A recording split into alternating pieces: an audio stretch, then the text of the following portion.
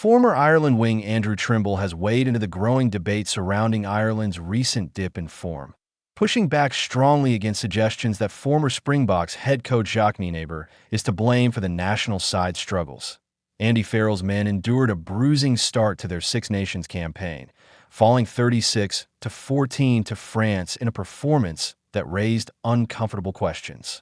The defeat followed a disappointing November series in which Ireland were beaten by both the All Blacks and South Africa, results that have intensified scrutiny around a team that, not long ago, was widely regarded as one of the most cohesive and dangerous outfits in world rugby. With 3 high-profile losses in succession, the post-World Cup narrative has shifted. Ireland, who entered the 2023 Rugby World Cup ranked number 1 in the world and armed with a sophisticated attacking framework, suddenly look vulnerable. The search for answers has been swift and, in some quarters, pointed at a convenient scapegoat. Among the theories gaining traction is the idea that Jacques Nienaber's arrival at Leinster has had unintended consequences for the national side. The double Rugby World Cup winning coach joined the province after South Africa's triumph in France in 2023, replacing Stuart Lancaster as senior coach. Known for masterminding one of the most suffocating defensive systems in international rugby, Nienaber brought with him a blueprint built on ferocious line speed, breakdown pressure, aggressive shooters in the defensive line, and a relentless commitment to physical dominance. Some former Ireland internationals, including Rob Kearney and Shane Horgan, have suggested that the shift in emphasis at Leinster, from Lancaster's attack-focused alignment with the Irish national setup to Nienaber's defense-first philosophy, may have disrupted the cohesion that previously existed between club and country.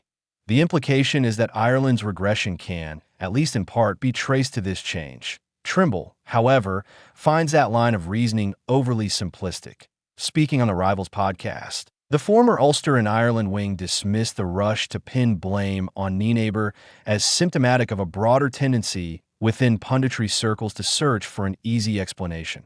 "It's so funny," Trimble said. "Irish pundits and commentators are scrambling around trying to find someone to blame. If you're not from Ulster, Jacob Stockdale gets the blame. If you're from Munster, Sam Prendergast gets the blame. Some people are blaming Jacques Nienaber for Ireland at the weekend. It's so funny." His tone was both amused and exasperated. For Trimble, the narrative that Nienaber's influence has somehow damaged Ireland misunderstands both the coach's credentials and the complexity of elite rugby systems. The Springbok template at the heart of the debate is Nienaber's defensive system, a model that proved instrumental in South Africa's back-to-back World Cup triumphs in 2019 and 2023. The approach is unapologetically aggressive. Defenders sprint off the line to close down space, force hurried decisions, and generate chaos in attacking structures. The breakdown is contested with calculated intensity, aiming to slow opposition ball or create turnovers. Communication and trust are paramount. A single misread can open a seam. When executed correctly, it is suffocating. "He's brought in something which I think is formidable," Trimble said.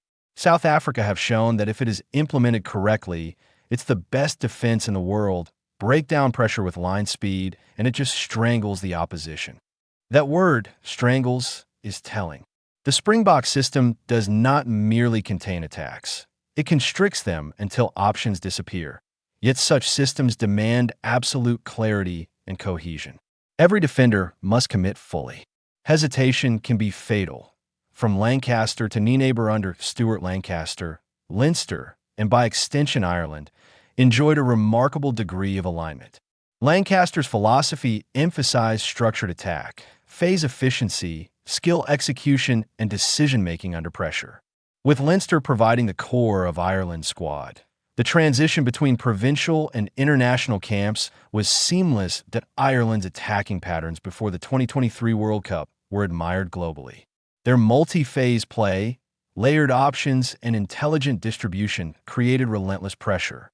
They blended physicality with finesse, often overwhelming opponents with tempo and precision. That Nienaber's arrival inevitably altered the emphasis.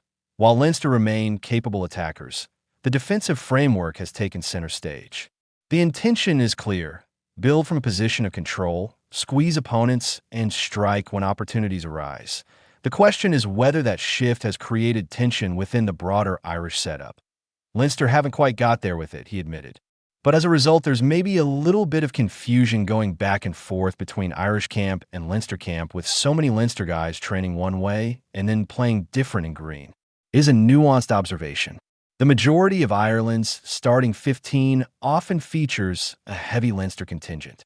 If players are absorbing one defensive philosophy at provincial level and being asked to recalibrate at test level, subtle disconnects can emerge. Still, Trimble believes the criticism has been exaggerated. The France defeat, a symptom, not a cause. Ireland's 36-14 defeat to France was undoubtedly sobering. Les Blues exposed defensive gaps and capitalized ruthlessly on Irish errors. The intensity and cohesion that once defined Farrell's side appeared diluted. For Trimble, the performance highlighted uncertainty rather than structural collapse. "I thought we saw the worst version of it at the weekend," he said. "The challenge with aggressive line speed systems is timing. When defenders shoot out of the line to pressure attackers, they gamble. Done correctly, it disrupts passing lanes and forces mistakes. Done poorly, it creates holes. For me, if you bring in line speed shooters, if you create that chaos, it plants the seed. Do I throw this pass?" There's the uncertainty around decision-making for the attacker, Trimble explained, but uncertainty cuts both ways. Garry Ringrose, long regarded as one of Ireland's most intelligent defenders, exemplifies the fine margins involved.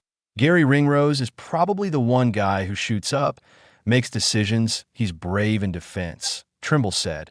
But he just got one or two reads wrong. He got beaten into that hole by the French attacker. Between two identities, perhaps the most pointed part of Trimble's analysis was his suggestion that Ireland appeared caught between identities. "It felt like they didn't do either well," he said. "They didn't do what they did in the past with that Irish defense, and they didn't do the Leinster defense. Maybe there's some confusion, and it's hard to go back and forth." That observation may resonate most strongly. Ireland's previous defensive system under Farrell and defense coach Simon Easterby prioritized connected lines and disciplined spacing. It was less extreme than the Springbok model, but highly effective when combined with Ireland's ball control. The broader context is also important to situate Ireland's recent losses within a broader competitive landscape. Defeats to New Zealand, South Africa, and France are hardly humiliations. These are elite opponents capable of exposing even minor lapses. Post-World Cup cycles often bring recalibration periods as squads refresh. Opponents adapt and tactical evolutions occur. The temptation to identify a singular cause can overlook the cumulative effect of physical fatigue, emotional hangover, and strategic adjustment. That Trimble's central argument appears to be that blaming Nienaber alone ignores these complexities. The Springbok coach's system has proven its value on the biggest stage. If anything, the issue may lie in incomplete implementation rather than flawed philosophy. That a period of adjustment Leinster themselves are still embedding Nienaber's framework. Defensive cohesion does not materialize overnight. It requires trust, shared language, and instinctive reactions built over months, sometimes years. For Ireland, the challenge is ensuring clarity of messaging between provincial and national camps. If adjustments are required to harmonize approaches, they must be communicated decisively. But that process is evolutionary, not revolutionary. That Trimble's defense of Nienaber is, in many ways, a defense of patience. The former winger understands the volatility of public discourse. When results dip, narratives accelerate. Individuals become symbols of broader anxieties. Yet elite sport rarely conforms to such tidy explanations. Looking ahead, Ireland remain a team brimming with talent. Their core group has proven capable of beating the world's best. Tactical refinement, rather than wholesale reinvention, may be what is required.